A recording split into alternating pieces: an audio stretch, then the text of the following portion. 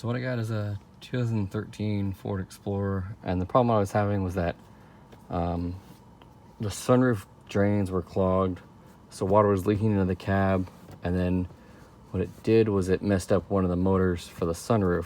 There's actually two. There's one on the passenger side, right up here, and that one controls, I'm guessing, the sunshade in the rear. And there's also a driver's side one, basically in the same spot on the driver's side, right about here. That one controls the actual like open and closing of the actual sunroof and the sunshade. So basically what was going on with mine was that the rear one, or the rear sunshade, was working. So basically it would just do this.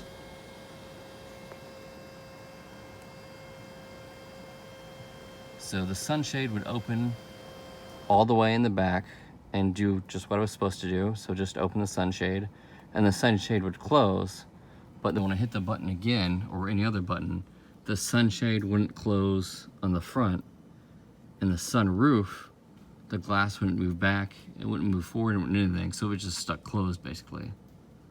So come to find out that the only thing that was wrong with it was the driver's side motor was bad.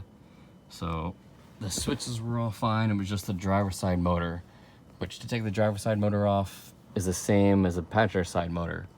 To get to it, so this is just a down and dirty video. There's other videos that show how to actually take everything off, but here's the gist of things. So to take off you have to remove the headliner. Well, you don't have to remove the entire thing, but at least you have to be able to drop it down for you to be actually able to get to the motor. So you'll just pull this off, it just clips off.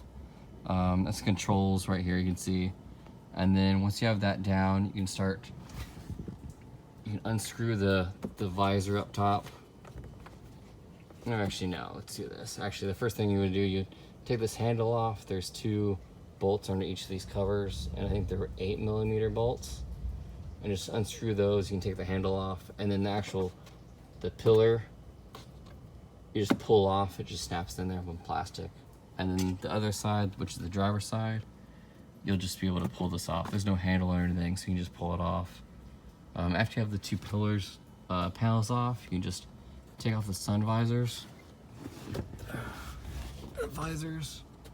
And then, so there's one torque spit right here, which is, I think this is a T20 torque spit. So this T20 torque spit, and there's just one right here. And then there's two under this cover right here. And to get this cover off, you just pull this down and the cover will come off. There's two T20 bits under there. And then same thing for the passenger side. As you can see, so one, and there's the other one over there.